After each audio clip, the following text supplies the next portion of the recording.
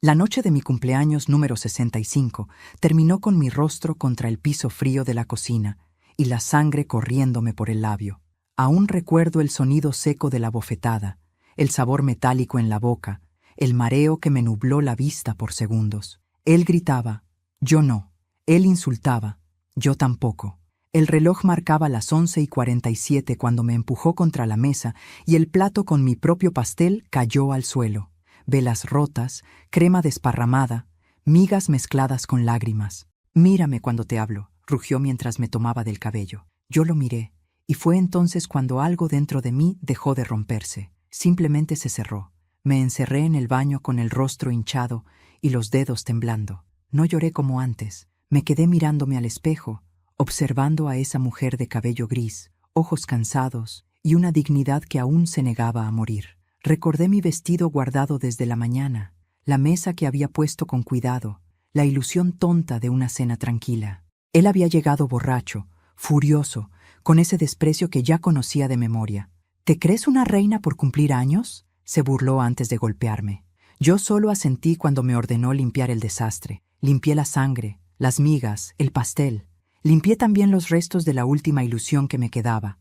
Esa noche dormí en el sofá como tantas otras veces, con la cabeza apoyada en el brazo, observando el techo en silencio. Pensé en los primeros años de nuestro matrimonio, cuando aún me llamaba mi amor y no vieja inútil. Pensé en la primera vez que me empujó contra la pared y me pidió perdón llorando. Pensé en cuántas veces antes había perdonado y por primera vez no sentí miedo. Sentí algo distinto, una calma dura, peligrosa. Supe, con una certeza aterradora, que ya no iba a temblar nunca más delante de él. Pero antes de continuar, quiero hacerte una invitación muy especial. Suscríbete al canal y deja tu me gusta. Esto me ayuda a ver que me apoyas y disfrutas de mis historias. Y comenta aquí abajo desde qué ciudad nos estás viendo. Ahora, continuemos. A la mañana siguiente me levanté antes que él. Me dolía todo el cuerpo, pero me moví despacio, en silencio, como si nada hubiera pasado. Preparé café, calenté pan, dejé el desayuno servido. Él se levantó con su paso pesado, con ese aire de dueño de todo. Me observó un momento, buscando señales de rebeldía. No las encontró. Yo tenía los ojos bajos, las manos ocupadas, la boca cerrada. Sonrió satisfecho. Sabía que te ibas a comportar, dijo, con esa sonrisa torcida que tanto miedo me dio durante años. No respondí. Durante la mañana hice las compras. Elegí cada cosa con un cuidado casi ceremonial. La carne exacta que le gustaba, las especias, el vino caro que siempre bebía cuando quería sentirse importante. Nadie en el mercado sospechó que aquella anciana de caminar lento estaba tomando decisiones que cambiarían su vida para siempre. Nadie vio mis manos temblar al pagar. Nadie vio el torbellino que llevaba por dentro. Pasé el día cocinando. El olor a ajo, a hierbas, a carne asándose fue llenando la casa. Preparé 3 platos, entrada, plato principal y postre. La mesa quedó impecable. El mantel planchado, las copas limpias, los cubiertos alineados con precisión. Él pasó varias veces por la cocina, sorprendido por mi silencio, por mi obediencia repentina. Yo solo asentía. A las 8 de la noche se sentó a la mesa. Sirvió vino en su copa, levantó la mía sin preguntarme si quería. Brindó solo. «Por tu cumpleaños atrasado», dijo con ironía. Yo lo miré con calma. «Por nuestra casa», respondí. Comió con apetito, con la tranquilidad de quien se siente invencible. Mientras masticaba, hablaba de su trabajo, de la gente que no sirve para nada, de mí como si yo no estuviera allí. Yo escuchaba. Cada palabra era una puntada más en mi decisión. Cuando terminó el plato principal, me miró con desconfianza. «¿Y ahora qué más sorpresas traes?». Me levanté despacio. Fui hacia la cocina y volví con el postre. Lo coloqué frente a él con cuidado. Debajo de su plato, oculto por el mantel, descansaba aquello que había preparado durante meses sin que él lo sospechara. Yo me senté frente a él. Nos miramos en silencio por primera vez en muchos años. Levantó el plato con una mano, y entonces lo vio. Su rostro perdió el color de golpe. La sonrisa se borró. Sus dedos comenzaron a temblar. Aquello que estaba bajo su plato brilló bajo la luz de la lámpara como una sentencia imposible de negar. ¿Qué es esto?», balbuceó. Yo crucé las manos sobre la mesa. Es el principio de tu caída, respondí. Vio las hojas, los sellos, la grabadora encendida con su propia voz registrada durante meses de amenazas, los mensajes impresos, las copias de transferencias ilegales, todo lo que había guardado en silencio mientras fingía seguir siendo su víctima. Se puso de pie de golpe, tirando la silla. «¡Estás loca!», gritó. «Nadie te va a creer. Ya te creyeron durante 40 años», dije. «Ahora me toca a mí». Intentó avanzar hacia mí con el puño en alto, pero antes de que pudiera tocarme, la puerta de la casa se abrió con un golpe seco. Las luces azules entraron por las ventanas, pasos firmes, voces claras, órdenes que no admitían discusión. «¡Policía! ¡Manos arriba!». Se giró, desesperado. Su mirada fue a mí, buscándome como siempre, esperando que yo lo salvara. Yo no me moví. Lo vi caer de rodillas mientras le colocaban las esposas. Por primera vez en su vida era él quien temblaba. Mientras se lo llevaban, pasó junto a mí y me miró con un odio que ya no me alcanzaba. «Vieja traidora», escupió. Yo lo miré con una serenidad que ni yo misma sabía que tenía. «No», respondí, «solo sobreviviente». Cuando la puerta se cerró detrás de ellos, la casa quedó en un silencio nuevo, distinto a todos los silencios que había vivido. Me senté lentamente. Me dolían las piernas, el cuerpo entero, el alma exhausta. Pero también sentí algo que no había sentido nunca en 65 años. Libertad. Aquella noche comprendí que el miedo se quita como la piel, aunque duela, y que el silencio cuando se rompe no hace ruido, hace justicia. Cuando se lo llevaron esposado, la casa quedó en un silencio tan profundo que me zumbaban los oídos. No era el silencio de antes, ese que pesaba como una piedra en el pecho. Este era otro, extraño, nuevo. Un silencio que respiraba. Me quedé sentada mucho tiempo frente a la mesa aún puesta, con el postre intacto, las copas a medio beber, las luces encendidas como si todavía hubiera una cena que continuar. Pero ya no había nada que servirle a nadie. Por primera vez, todo era solo para mí. Esa noche no dormí. Caminé descalza por la casa como una extraña que recorriera un lugar ajeno. Toqué las paredes, los muebles, las puertas. Cada rincón guardaba un recuerdo que dolía. En el dormitorio aún estaba la cama donde tantas veces lloré en silencio, con la cara hundida en la almohada para que los vecinos no oyeran. Me senté en el borde y me abracé los brazos como una niña perdida. Pensé que ahora, al fin, podía llorar con la voz que nunca tuve. Y lloré. Lloré sin miedo, sin vergüenza, sin apuro. A la mañana siguiente llegaron los policías a buscar más cosas. Documentos, celulares, computadoras. Yo los observaba como si todo ocurriera en otra vida. Uno de ellos, una mujer joven, me miró con una mezcla de respeto y tristeza. «Ahora empieza su nueva vida», me dijo en voz baja. No supe qué responderle. Una parte de mí no entendía todavía que aquello fuera real. Mientras ellos revisaban la casa, yo me senté en la cocina con una taza de café entre las manos. El labio aún me dolía por el golpe de la noche anterior. Me miré en la ventana reflejada en el vidrio. Una mujer en veiña, con el ojo inflamado, el cabello revuelto, las manos temblorosas, y sin embargo, más viva que nunca. Entonces, como una luz, regresaron los recuerdos. Lo conocí cuando yo tenía 27 años. Era encantador, cortés, atento. Me abría la puerta, me traía flores, me decía que yo era diferente a todas. Yo venía de una familia humilde, de silencios largos y manos trabajadas. Cuando él me miró con admiración, sentí que por fin alguien me había elegido. El primer año de matrimonio fue como un sueño. Risas, proyectos, promesas de viajes. Yo le preparaba la comida. Él me hablaba de futuro. Nunca pensé que el amor podría transformarse en una jaula. El primer empujón llegó con una excusa. Un mal día en el trabajo. Una copa de más. Me pidió perdón llorando. Me juró que jamás volvería a pasar. Yo le creí. Siempre le creí. Después vino la primera bofetada. Luego los gritos. Luego el control. ¿A dónde vas? ¿Con quién hablas? Esa ropa no te queda bien. Poco a poco dejé de salir. Después dejé de tener amigas. Luego dejé de mirarme al espejo. Él se encargó de que yo creyera que no valía nada. Y yo, sin darme cuenta, empecé a vivir como él quería. Hubo años en los que las agresiones no eran todos los días. Eso me hacía pensar que no era tan grave. Siempre encontraba una forma de justificarlas. el cansancio, el alcohol, el estrés. Me convencí de que así era el matrimonio, de que las mujeres debíamos aguantar. Mejor callar que provocar algo peor, me decía. Y así fui perdiendo mi voz, de a poco, sin notarlo. A los 40, dejé de trabajar fuera de casa por insistencia suya. Yo te mantengo, decía. Y yo acepté. Sin darme cuenta, me quedé sin dinero propio, sin independencia, sin salida.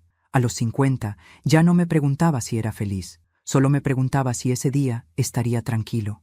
Mi mundo se volvió tan pequeño como mi miedo. La casa, la cocina, el silencio, los golpes escondidos bajo la ropa larga. Nunca le conté a nadie, ni a mi hermana, ni a mis sobrinos, ni a las vecinas. Me daba vergüenza, me culpaba. Pensaba que, si yo fuera mejor esposa, él no se enojaría. Así de hondo había calado su veneno en mi cabeza. Hubo noches en las que creí que no amanecería. Una vez me apretó el cuello hasta que vi puntos negros. Me soltó solo porque escuchó un ruido en el pasillo. Después se arrodilló a mi lado, llorando, diciendo que sin mí no era nada. Yo lo abracé, con el cuerpo temblando de miedo. Hoy todavía me pregunto cómo pude confundir el terror con el amor. Con los años, aprendí a leer sus humores como quien aprende a leer el clima. Sabía cuándo callar, cuándo hablar, cuándo desaparecer de su vista. Me volví experta en sobrevivir, en anticiparme, en evitar. Pero sobrevivir no es vivir, es apenas mantenerse respirando. Cuando cumplí 60, pensé que ya nada cambiaría. Me resigné. Creí que ese sería mi final. Una mujer vieja, golpeada, invisible. Nunca imaginé que 5 años después estaría viéndolo salir de mi casa con las manos esposadas. Mientras los policías se llevaban las últimas cajas, una vecina se acercó a la puerta. Me miró con ojos grandes. Siempre escuché cosas, pero nunca me atreví a preguntar, dijo. Yo la miré por un largo segundo. Yo tampoco me atreví a hablar, respondí. Cuando finalmente la casa quedó vacía, cerré la puerta y apoyé la espalda contra ella. Deslicé el cuerpo hasta quedar sentada en el suelo. Respiré hondo. Por primera vez, no tenía que estar alerta. No tenía que medir mis palabras. No tenía que esconder mis lágrimas. Esa tarde llegaron los primeros mensajes de la fiscalía, de asistentes sociales, de un abogado de oficio. Todo empezaba a moverse a un ritmo que yo no entendía todavía. Me hablaron de permisos, de declaraciones, de juicios. Yo solo asentía. Aún estaba aprendiendo a caminar sin miedo. Al caer la noche, me miré de nuevo al espejo. El moretón del rostro era claro. No lo oculté, no lo tapé con maquillaje. Lo dejé ahí, visible, como una marca que ya no necesitaba esconderse. Me toqué la mejilla con cuidado y susurré casi sin voz, «Sobreviviste». Esa fue la primera vez en muchos años que no me sentí una víctima. Todavía no era libre del todo. Todavía quedaba un largo camino, pero algo esencial ya había cambiado. Ya no estaba dispuesta a callar nunca más. Nunca fui una mujer astuta, no de esas que saben mentir con elegancia o trazar estrategias complicadas. Yo aprendí a sobrevivir observando, callando, escondiendo el miedo detrás de gestos pequeños. Pero aquella noche de mi cumpleaños, cuando me vi reflejada en el espejo con el labio partido y la mirada vacía, algo dentro de mí cambió de lugar. No fue rabia, fue una lucidez fría.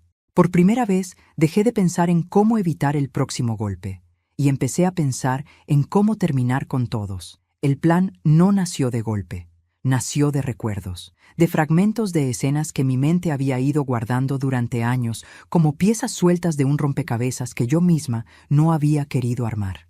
Recordé las llamadas telefónicas que él cortaba en cuanto yo entraba a la habitación, las reuniones de trabajo de madrugada, las veces que regresó a casa con sobres de dinero que no sabía explicar, las amenazas veladas cuando yo preguntaba demasiado.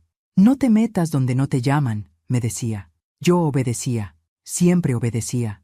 Pero mientras me rompía en silencio, yo también aprendía.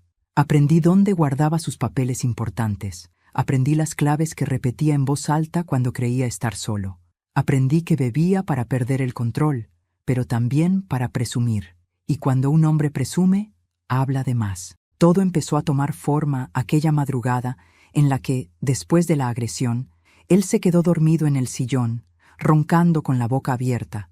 Yo estaba despierta en el sofá, con el cuerpo dolorido y la mente despierta como nunca.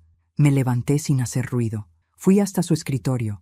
Abrí el cajón donde siempre me prohibía tocar. Mis manos temblaban tanto que pensé que despertaría, pero no despertó. Dentro encontré carpetas viejas, sobres, facturas, copias de depósitos, contratos sin membrete. Nada estaba en orden. Para cualquiera era solo un caos de papeles. Para mí era un mapa. Tomé algunas hojas al azar y las escondí bajo mi ropa. Volví al sofá con el corazón desbocado. Aquella fue la primera piedra de mi plan. Los días siguientes seguí fingiendo. Cocinaba, limpiaba, bajaba la cabeza. Él pensó que el golpe había vuelto a ponerme en mi lugar.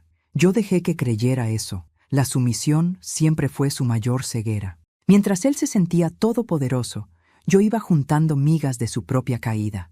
Comencé a esconder una vieja grabadora que había guardado de un sobrino.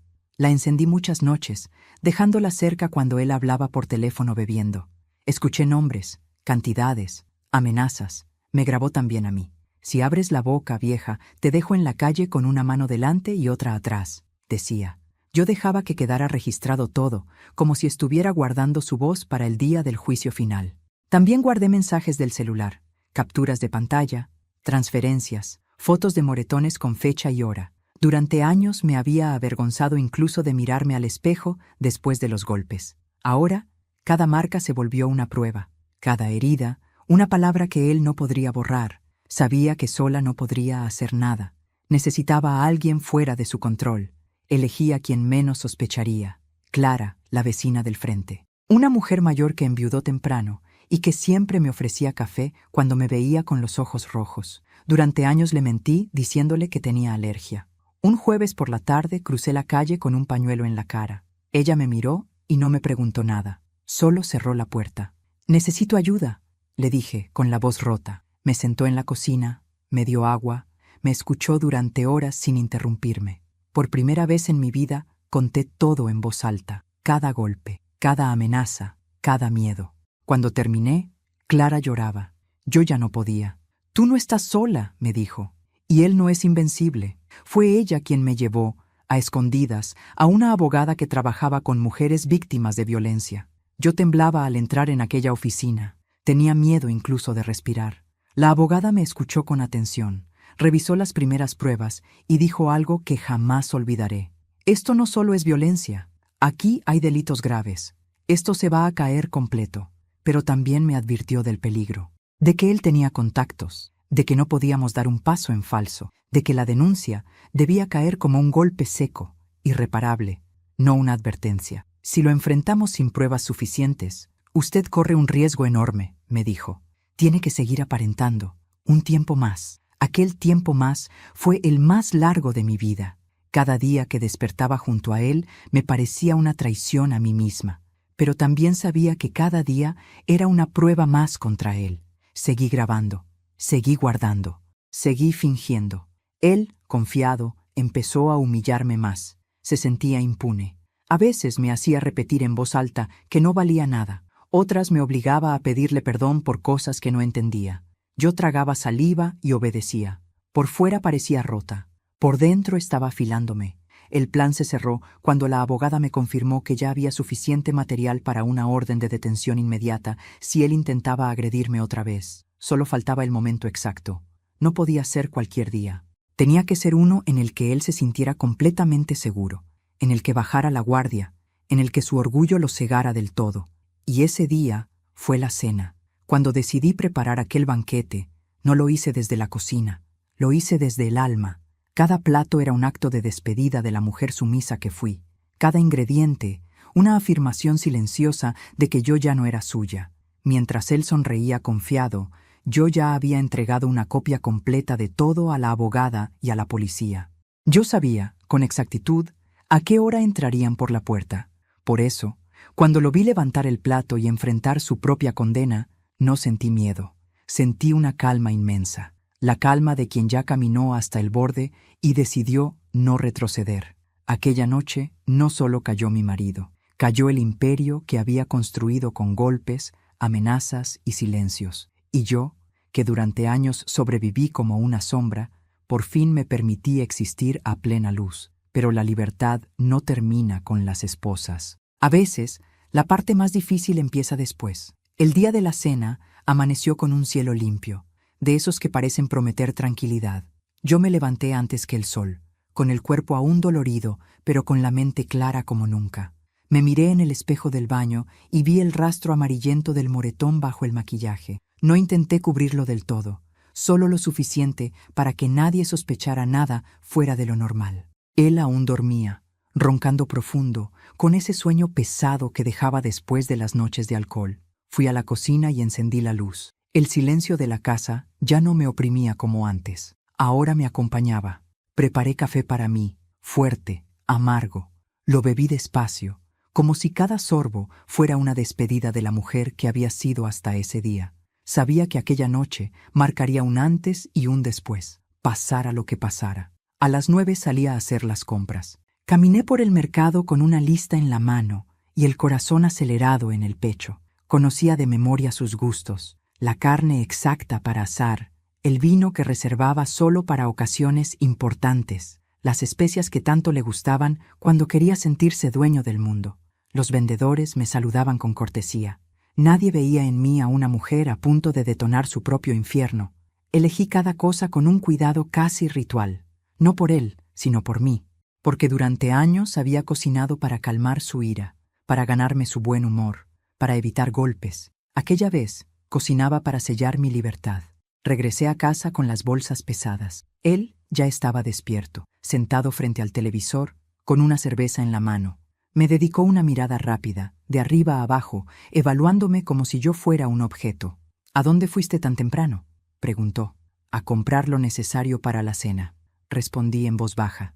Sonrió con suficiencia. «Más te vale que te luzcas hoy», asentí sin discutir. Él jamás imaginó que esa frase sería la última orden que me daría.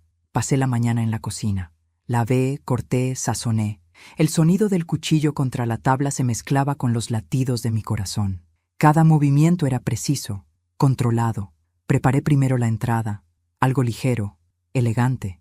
Después el plato principal, abundante, con ese aroma que siempre lo hacía sentir poderoso. Finalmente el postre, dulce, carefully decorado, como una burla silenciosa a todo lo que había vivido.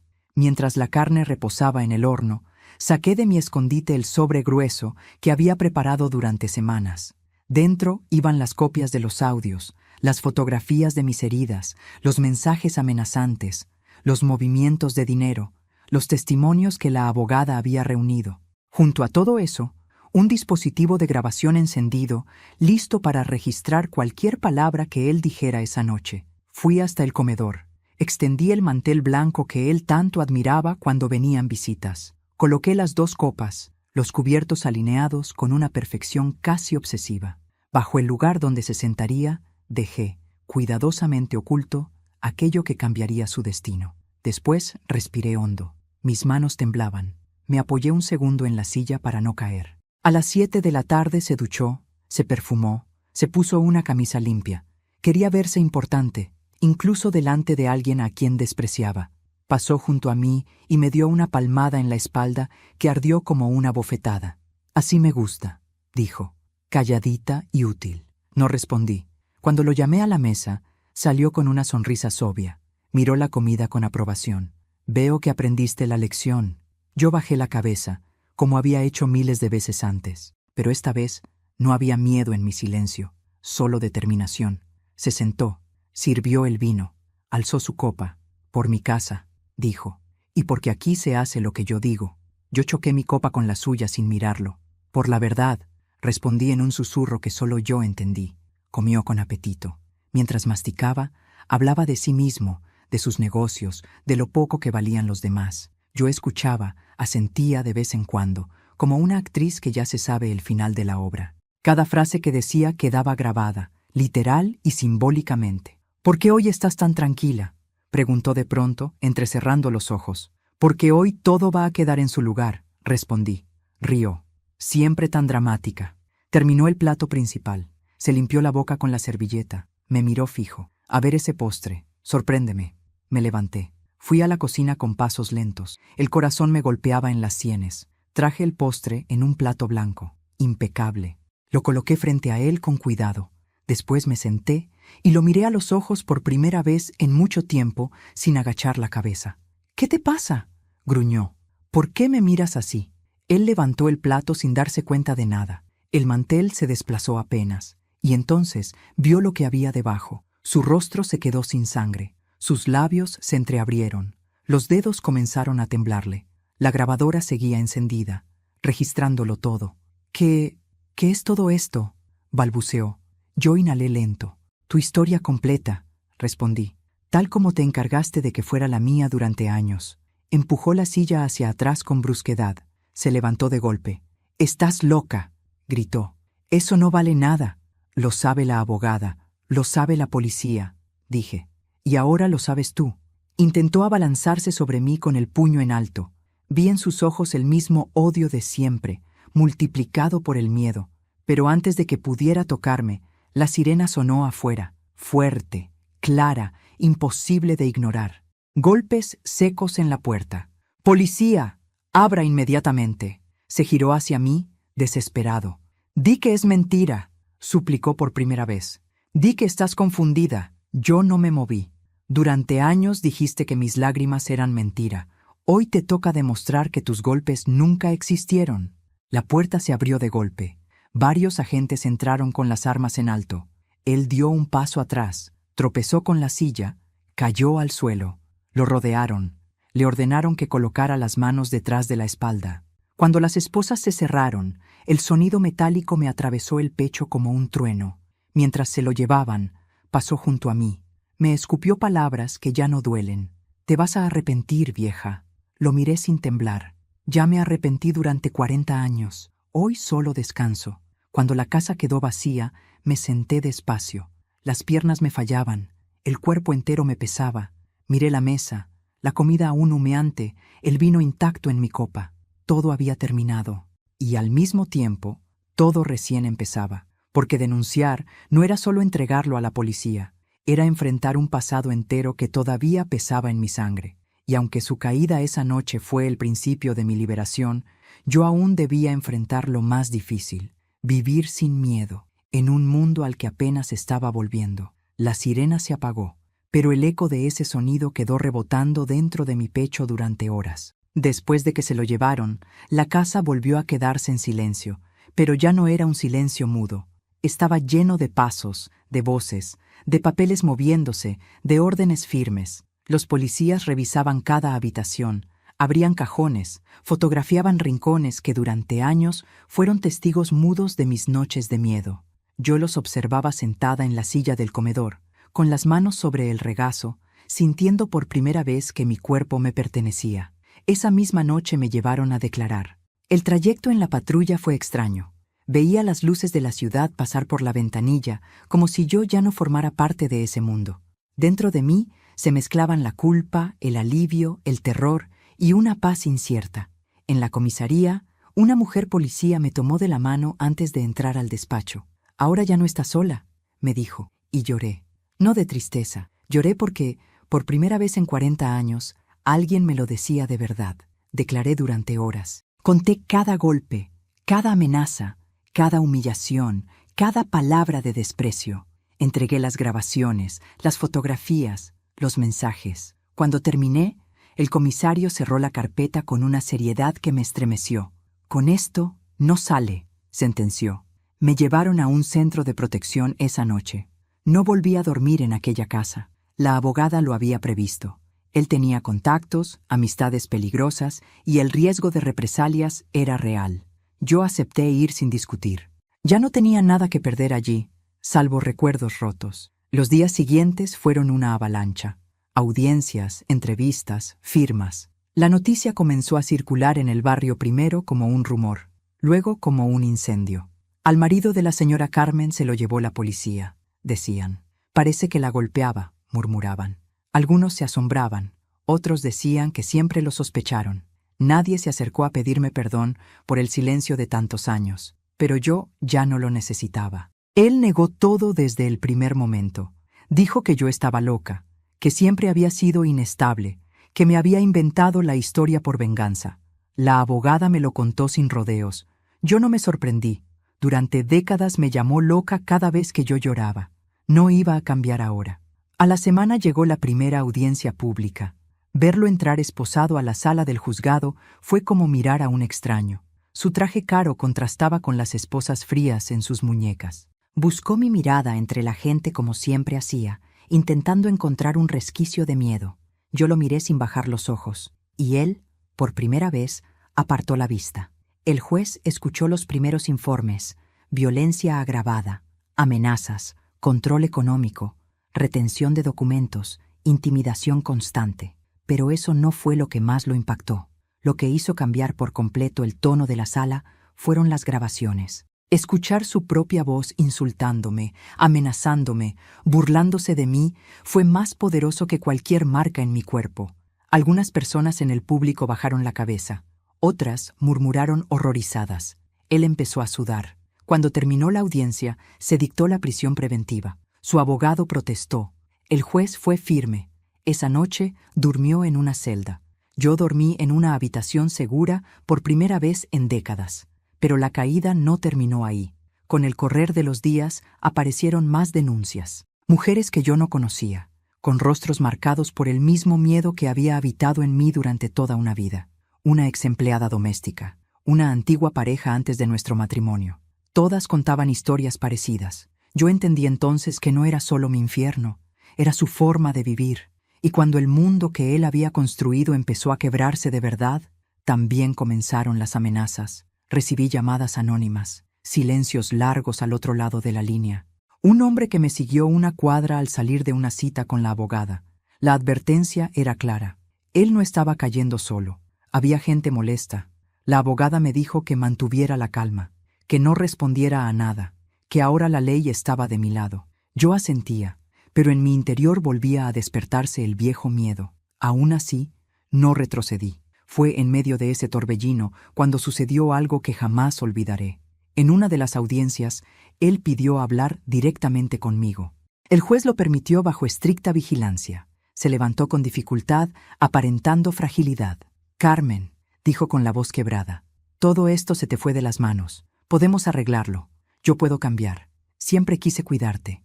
Tú lo sabes». Por un segundo sentí que el corazón me traicionaba. Escuchar su tono suave, ese mismo que usó tantas veces después de golpearme, me heló la sangre. Pero esta vez no era la mujer temblorosa de antes. Esta vez era una mujer de 65 años que había sobrevivido a su propio infierno. Me puse de pie. «Usted nunca me cuidó», respondí con calma. «Usted me entrenó para tener miedo. Y hoy ese miedo se terminó». La sala quedó en silencio. Él bajó la cabeza. No por vergüenza, por rabia. Antes de continuar, dime aquí en los comentarios qué te está pareciendo esta historia hasta ahora y qué harías tú en mi lugar. No te vayas del video, porque lo que viene a continuación te pondrá la piel de gallina. Después de esa audiencia, su mundo empezó a colapsar con una velocidad que yo no habría imaginado. Perdió el trabajo, sus socios se apartaron. Los amigos que llenaban nuestra casa de risas cuando había vino y dinero dejaron de contestarle el teléfono. La casa quedó embargada como parte de la investigación. Yo la vi desde afuera, escoltada por un oficial, para recoger mis pocas cosas personales. Todo lo demás ya no me pertenecía, ni eso me dolió. El vecindario, que antes bajaba la mirada ante mis moretones mal disimulados, ahora me miraba con otros ojos, algunos con respeto, otros con curiosidad, también con culpa. Yo caminaba despacio, con la cabeza en alto. Ya no escondía nada. A los 2 meses se confirmó la acusación formal. Los cargos eran graves. La abogada me lo explicó con palabras claras. La condena podía ser de muchos años. Yo asentí sin sentir triunfo. La justicia no me devolvía la juventud, pero me devolvía la dignidad. Una tarde recibí una carta de él desde la cárcel. La abrí con manos firmes. «Tú me estás matando», escribió. No supe si se refería a su orgullo, a su libertad o a su imagen. Pensé en escribirle una respuesta. Pensé en quemar la carta. Al final, la doblé y la guardé en un cajón. No por compasión, por memoria, para no olvidar jamás de qué huí. Esa noche, acostada en la habitación segura, comprendí que la caída de su mundo también era el inicio de un duelo. Yo debía despedirme no solo del hombre que me maltrató, sino también de la mujer que fui bajo su sombra, esa mujer sumisa, aterrada, silenciosa, y supe que dejarla atrás dolería casi tanto como los golpes, pero estaba preparada, porque ahora yo hablaba, ahora yo elegía. Y aunque el derrumbe de su vida traía consigo amenazas, recuerdos y heridas abiertas, también traía algo que jamás había tenido en 40 años, la posibilidad real de volver a empezar. Cuando creí que ya había visto suficiente del infierno que había sido mi matrimonio, la verdad volvió a abrirse como una herida nueva. Pensé que conocer sus golpes, sus insultos y su control enfermizo era haber tocado el fondo. Me equivocaba. Lo que vino después fue descubrir que el hombre con el que compartí más de 40 años no solo fue mi agresor, también fue un mentiroso meticuloso, un doble rostro que yo jamás había terminado de ver. Los primeros indicios surgieron en una de las audiencias complementarias. El fiscal pidió nuevos informes financieros, cuentas que yo nunca había visto, propiedades a nombre de terceros, transferencias a empresas fantasmas. Yo escuchaba todo como si se tratara de otra familia, de otra vida. No reconocía nada de lo que describían, y sin embargo, todo llevaba su firma. Su esposo tenía un perfil económico oculto, me explicó la abogada después. Ingresos paralelos, negocios que jamás declaró. Comprendí entonces por qué siempre decía que el dinero no alcanzaba, mientras yo cosía la misma ropa una y otra vez y estiraba las comidas con caldo. Él tenía más de lo que me mostró, y aún así me negaba hasta lo básico. Días más tarde apareció la primera mujer. Se acercó tímida a la fiscalía con una carpeta bajo el brazo. Tenía mi edad, quizás un poco menos. Cuando me vio sentada en la sala de espera, bajó la vista como si se mirara en un espejo doloroso. Yo sentí algo extraño, una mezcla de rabia y compasión. «Yo estuve con él antes que usted», me dijo en voz baja. Me hacía lo mismo. Su historia era casi igual a la mía. Promesas, celos, control, golpes. Ella sí logró huir, yo no. Me contó que, cuando lo denunció, él la persiguió durante años, que tuvo que cambiar de ciudad, de trabajo, de nombre. Su testimonio fue incorporado de inmediato. Luego apareció otra, y otra, como si al caer una piedra se hubiese destapado una cueva entera de voces silenciadas, mujeres de diferentes edades, de distintos momentos de su vida, con heridas parecidas, con el mismo miedo en los ojos. Yo las escuchaba y, por primera vez, entendí que mi historia no era un accidente. Yo había sido elegida con el mismo patrón con el que él elegía a todas, mujeres tranquilas, necesitadas de afecto, con historias de carencias. No solo me había golpeado a mí, había construido su poder golpeando a muchas. El golpe más duro llegó una mañana en que la policía me llamó para ampliar mi declaración. Me condujeron a una sala pequeña. Sobre la mesa había fotografías, documentos, una carpeta rotulada con su nombre completo. El fiscal respiró hondo antes de hablar. Además de los delitos de violencia, estamos investigando un caso de fraude y apropiación indebida ocurrido hace más de 20 años, dijo. Su esposo utilizó su nombre en varias operaciones. Sentí que el aire me faltaba. ¿Mi nombre? Sí. Firmas falsificadas, préstamos solicitados a su nombre, garantías con documentos suyos. Comprendí entonces por qué, durante tantos años, viví con la sensación de que algo estaba siempre a punto de caer sobre nosotros. ¿Por qué él nunca quiso que yo revisara papeles? ¿Por qué siempre me decía que los asuntos de dinero no eran cosa de mujeres? Yo no solo fui su víctima sentimental, también fui su coartada legal. Aquel día regresé a la habitación protegida con una náusea que no se iba. Me senté en la cama y observé mis manos durante varios minutos. Esas manos que él tantas veces había inmovilizado, esas mismas manos habían sido usadas, sin mi consentimiento, para firmar contratos invisibles, para garantizar deudas que nunca pedí. Esa noche no pude dormir. Cada recuerdo de nuestra vida comenzó a reordenarse bajo una luz nueva. Su obsesión por controlar mis movimientos, su furia cuando yo hablaba de buscar trabajo, su insistencia en tener todos mis documentos guardados para cuidarlos. Siempre fue para cuidarse a él. El día que finalmente me permitieron volver a la casa embargada para recuperar algunos objetos personales, sentí que entraba a un lugar al que ya no pertenecía. Oficiales revolvían cajones, sacaban cajas, etiquetaban pruebas. Yo caminaba detrás como una visitante en el museo de una vida que ya no era mía. Entré a su oficina por última vez. El escritorio estaba lleno de huellas claras, donde antes él apoyaba los brazos. En un cajón, detrás de falsos fondos, encontraron más documentos. Algunos con fechas de más de 30 años atrás, otros recientes, negocios, sociedades, transferencias ilegales. El oficial me miró con seriedad. Su esposo vivió 2 vidas completas aquí dentro, me dijo señalando hacia la habitación. Una la conocía todo el mundo, la otra, solo él.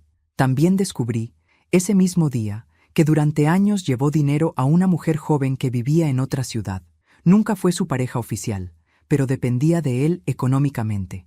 Yo recordé las veces que me faltó dinero para medicamentos, y él me dijo que no había. Sentí un temblor recorrerme de pies a cabeza. El desprecio se mezcló con una tristeza profunda. No solo me había golpeado, me había utilizado como un muro detrás del cual escondía su corrupción. Necesité varios días para volver a presentarme en las audiencias. Cuando finalmente lo vi otra vez, ya no era el hombre poderoso que me infundía terror. Estaba demacrado, con los hombros caídos, la mirada apagada, pero aún conservaba ese brillo oscuro de quien se cree con derecho a todo. En un momento, mientras se intercambiaban pruebas, pidió hablar conmigo. «Nunca pensaste que yo era así», me dijo en voz baja cuando se acercó custodiado. «Nunca quise verlo», respondí. «No es lo mismo». «Tú me provocaste», escupió. «Todo esto es porque tú hablaste». «No», contesté con calma. «Todo esto es porque tú viviste mintiendo». Apretó los dientes con rabia. «Sin mí no eres nadie», dijo. «Yo te hice». Sentí pena. «No por mí, por él.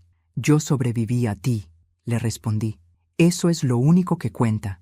En esa misma audiencia se incorporaron los nuevos cargos por fraude. La sala murmuró. Él bajó la cabeza. Por primera vez no tenía una excusa preparada.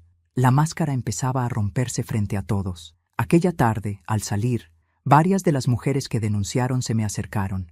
No dijimos nada, solo nos tomamos de las manos por un instante. Fue un gesto sencillo, pero poderoso. Como si nos estuviéramos devolviendo, unas a otras, los años de dignidad que él nos había robado. Esa noche entendí algo con claridad terrible. El hombre que me golpeaba no era una excepción monstruosa dentro de un matrimonio. Era un sistema de abuso completo. Sabía mentir, seducir, manipular, explotar, desaparecer huellas. Yo solo había sido una pieza más en su engranaje, y aún así, algo en mí no se quebró al descubrirlo. Al contrario, sentí que, por primera vez, estaba mirando de frente a mi verdadero enemigo. No era solo el hombre que me golpeó la noche de mi cumpleaños. Era el hombre que me construyó una cárcel durante 40 años, con palabras, con papeles, con miedo y con mentiras. Y ahora esa cárcel se estaba cayendo muro por muro. Yo ya no era su prisionera, ahora era su testigo. Y el testimonio de una mujer que ya no teme pesa más que todos los golpes juntos. El día del juicio amaneció con un cielo opaco, como si hasta el sol dudara en salir a mirar lo que iba a ocurrir dentro de esa sala. Me vestí despacio, con una blusa clara que apenas ocultaba las marcas antiguas de mi cuerpo, esas que ya no dolían en la piel, pero sí en la memoria. La abogada me acompañó hasta la puerta del tribunal. Antes de entrar, me apretó la mano. «Hoy termina de verdad», me dijo. Asentí sin hablar. Por dentro, una tormenta me recorría el pecho. La sala estaba llena. Personas que yo no conocía, periodistas, funcionarios, curiosos. También estaban allí algunas de las mujeres que habían declarado después de mí. Cuando nuestras miradas se cruzaron, nos reconocimos sin palabras. Todas sabíamos exactamente de dónde veníamos. Él entró escoltado por 2 agentes. Ya no tenía la postura altiva de antes. Sus hombros estaban vencidos, su mirada inquieta. Aún así, cuando sus ojos me encontraron, sentí ese viejo reflejo del miedo intentar despertarse dentro de mí. Pero no lo dejé crecer. Me erguí, lo miré de frente, y por primera vez en 40 años no bajé los ojos. El juez abrió la sesión. El fiscal comenzó a enumerar los cargos con una voz firme que parecía golpear la sala como un martillo. Violencia agravada, amenazas, retención de documentos, fraude, falsificación de firmas, apropiación indebida. Cada palabra caía como una sentencia anticipada. Yo escuchaba, incrédula, cómo esa lista interminable describía la vida que yo había vivido en silencio. Llegó el momento de mi declaración final. Me llamaron al estrado. Sentí las piernas temblar al ponerme de pie. Caminé con pasos lentos, pero seguros. Podía sentir su mirada clavada en mi espalda. Cuando me senté frente al micrófono, respiré hondo. «Diga su nombre completo», ordenó el juez. Lo dije. «Relate, por favor, los hechos principales de su convivencia». Y entonces hablé. Hablé como nunca antes. Hablé de la primera bofetada, de los empujones, de las amenazas, del aislamiento, del control, del dinero negado, de los documentos arrebatados, de las noches en que pensé que no despertaría. Hablé de la cena, de la grabadora, de las pruebas, de las veces que me pidió perdón solo para volver a golpearme. Mientras hablaba, él negaba con la cabeza, murmuraba cosas que yo ya no escuchaba. El juez le pidió silencio varias veces. «¿Por qué no denunció antes?», preguntó el abogado defensor. «Esa fue la pregunta que yo temí durante años. Porque me entrenaron para tener miedo», respondí. «Porque me hicieron creer que yo no valía nada. Porque durante décadas pensé que morir en silencio era más fácil que vivir hablando». La sala quedó en un silencio tenso. «¿Y ahora por qué sí habla?». Lo miré directo. «Porque entendí que callar también mata, y yo ya no quiero morir». Fue su turno de hablar. Se levantó con dificultad. Fingía calma, pero su voz temblaba. «Yo jamás quise hacerle daño», dijo. «Ella siempre fue inestable. Exageraba todo. Yo la amaba. Sentí una punzada en el pecho. No de dolor, de asco». «¿La amaba cuando la golpeaba?», preguntó el fiscal con dureza. «¿La amaba cuando la amenazaba? ¿La amaba cuando usó su nombre para fraudes?». Él dudó, tartamudeó, miró a su abogado. «Yo estaba bajo presión». Fue entonces cuando el fiscal presentó las grabaciones. La sala se llenó con su propia voz, clara, cruel, sin máscaras. «Te voy a dejar en la calle. Nadie te va a creer. Eres una vieja inútil». Cada frase resonó como un latigazo. Vi a varias personas llevarse la mano a la boca. Reconocí mi propia respiración agitada en el fondo del audio. Él cerró los ojos. El interrogatorio fue implacable. Las firmas falsas, las cuentas ocultas, los testimonios de otras mujeres. Ya no había escapatoria. En un momento, el juez ordenó un receso. Me llevaron a una sala contigua para que me tranquilizara.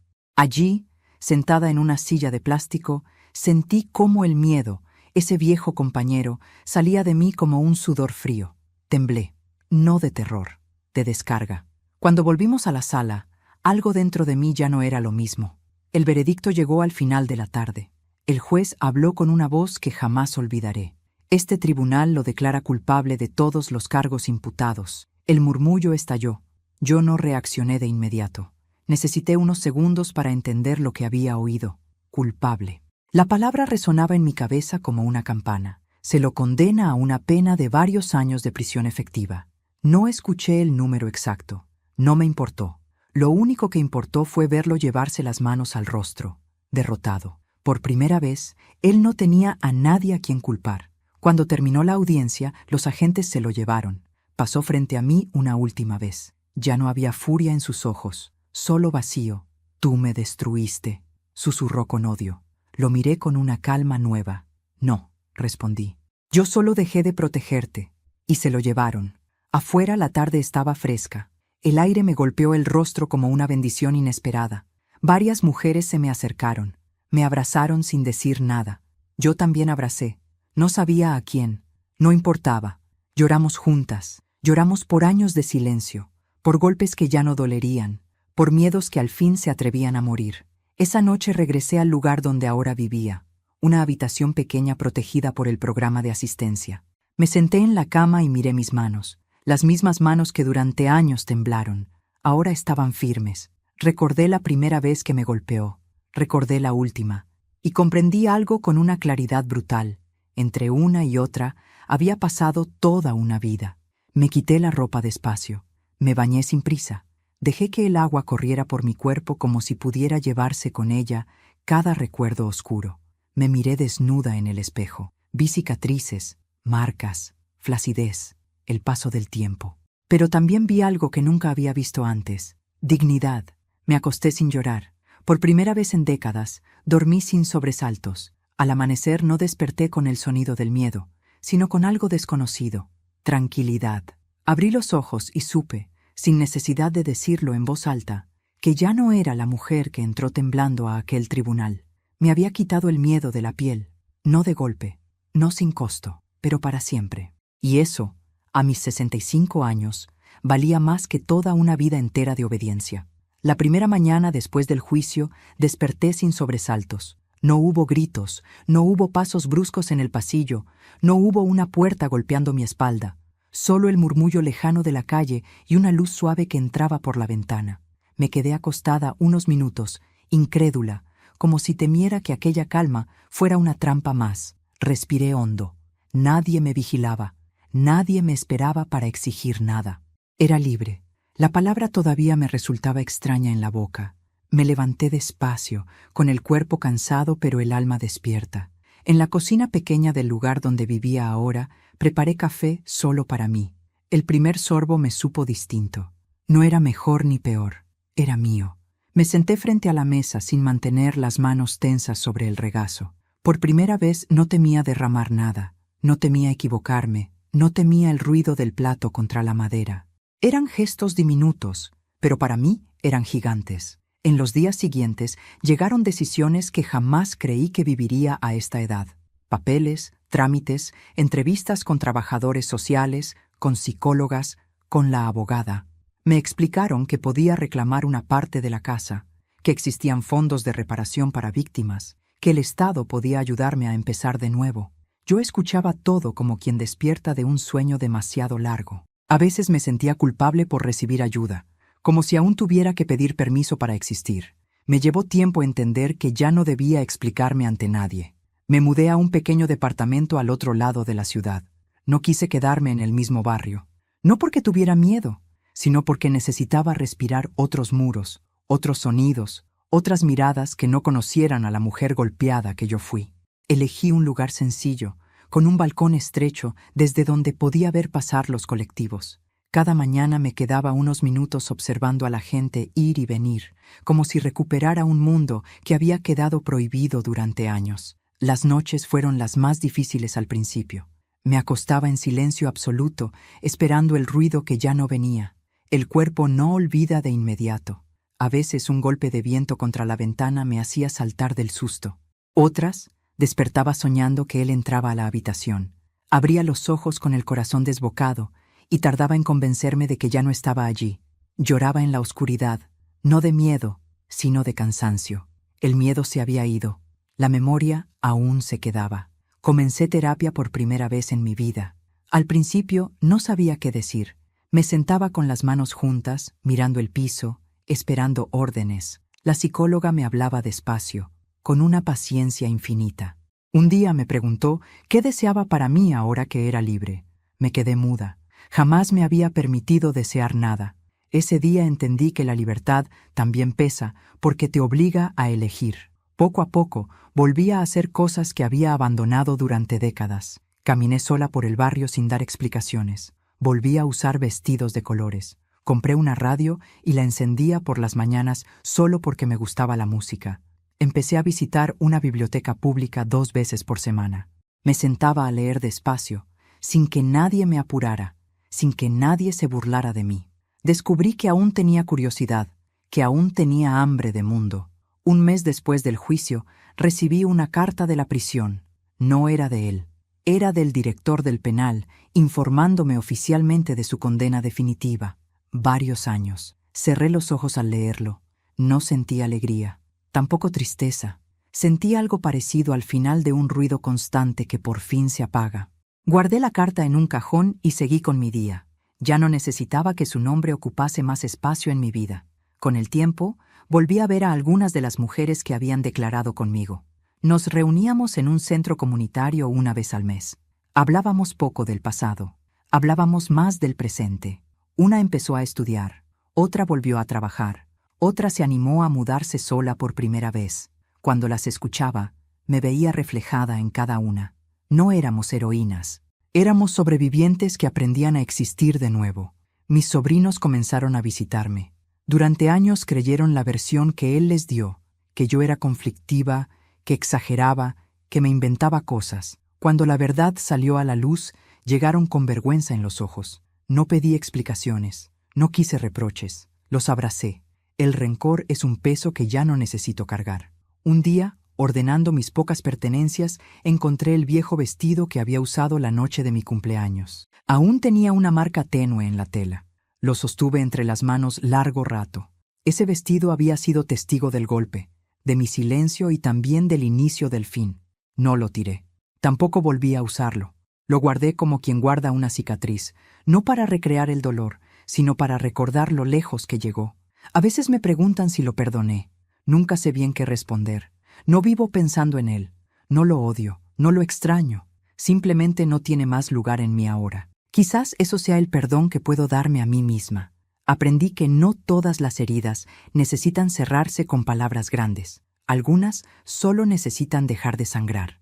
A mis 65 años, inicié una vida que nunca me permití imaginar. No es una vida perfecta. Tengo achaques, tengo miedos viejos que a veces regresan, tengo noches de soledad que duelen, pero también tengo mañanas tranquilas, risas inesperadas y una paz que nadie me puede arrebatar. Un viernes por la tarde, mientras regaba las plantas del balcón, me detuve un segundo a mirar el cielo. Estaba naranja, encendido, hermoso. Pensé en la mujer que fui durante 40 años, esa que se despertaba cada día preguntándose cómo sobrevivir sin provocar un golpe, y sentí una ternura enorme por ella. No la juzgo ya, hizo lo que pudo con lo que tenía. Hoy hago algo distinto, hoy vivo, y vivir, después del infierno, es la venganza más grande que existe. Y si esta historia tocó tu corazón, te invito a suscribirte al canal y a dejar tu me gusta. De verdad, tu apoyo significa muchísimo para mí y me anima a seguir contando historias que nacen del dolor, pero también de la esperanza. Cuéntame aquí en los comentarios qué habrías hecho tú en mi lugar y desde qué ciudad me estás escuchando. Me encanta leer los comentarios. Gracias, de corazón, por quedarte conmigo hasta el final.